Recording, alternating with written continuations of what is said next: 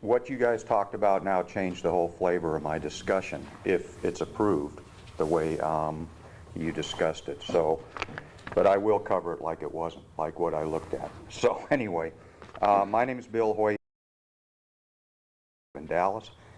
My wife and I sublease property at Paradise RV and Resort, Lake Fork. Thank you for giving me the opportunity to speak. I drove 600 round-trip miles from Dallas, my Dallas home, with the hope of understanding the SRA's reasoning in proposing such sweeping change to their published guidance. The current SRA rules and regulations were signed in 2020, just a little over 4 years ago. There were a few vague paragraphs dealing with limited use permits, no mention of commercial developments. Regulating commercial developments must be buried somewhere in those RV park leases. Today, well, what a difference 4 years makes. There is now 7 pages, better than half of the current rules dedicated to the oversight of RV parks. Now the public knows. Now we, who have put thousands of dollars of SRA-approved improvements, know the authority's expectations. That's the good part. With good, there's usually some bad, but in this case, there are millions of dollars of bad. At my RV park, we at Paradise RV sign leases that require specific authorization before making improvements to our property. Many of my Paradise RV neighbors have obtained written approval before spending tens of thousands of dollars on decks and docks. To my knowledge, since I leased my property at Paradise RV in 2019, there has been no full-time residents allowed to live there full-time. The SRA proposed 2024 draft regulations will most likely result in Paradise RV's closing and an end to a way of life for many fellow Texans. There are grandfathering provisions, thank you for that, but I don't see how owners can continue to operate when such drastic infrastructure changes must be completed by 2027. Substantial roadway widening and density requirements, 6 RV sites per acre, 25-foot minimum between sites. Not to mention RV park customers will have to remove their SRA-approved private docks. Many will need to remove their decks to comply with the mandated road and distance site requirements. Some sites will be eliminated to ensure RVs and improvements are at least 50 feet from the conservation pool, and I don't know if that was discussed. Subleasers have already started moving out of our RV park. Who will replace them unless the park owner is willing to spend hundreds of thousands, if not millions, to comply with these changes? I know I wouldn't. RV park owners and their customers that comply with published rules and regulations will and are suffering, even by the threat imposed by these proposals.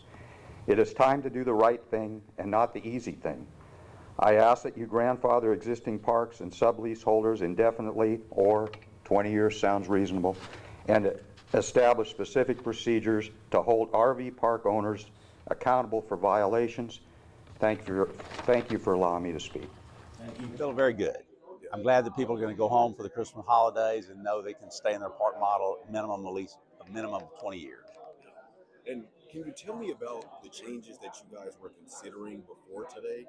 Well, we were trying to make more restrictions and make changes on the road width so a little safer, but what we realized after all the public comment is people have utilities in those ways, and if you try to widen that road, and we were asking for the roads to be wider than the county road coming in, and we just thought, well, that doesn't sound right. Yeah. And what made you guys kind of change your mind on the grandfather? 400 people commenting, just 30, 40 people that came today. We like to pride ourselves that we think some of the change ideas were good, but when we got the comments and understood how it was going to impact people's lives, we felt our board would make the changes. And we're happy to do that. We want to be the entity that listens, and we go out for public comment. We didn't do it just to waste time. We did it to hear the people, hear their concerns, and in this case, we decided to fix most of the problems. Yeah. I mean, this right now, it's a fix for now, but as a lot of people commented, they're worried about the future as well. Some people worried about value. Right. How do you feel about those concerns? But I think we'll take those concerns, and these are still draft rules. So I was just explaining to the nice lady that was over here a second ago. If I was you, I would hone in on now the things that you need. You want some way to monetize your stuff in the end. And as these leases compress, then you'll have as much to sell.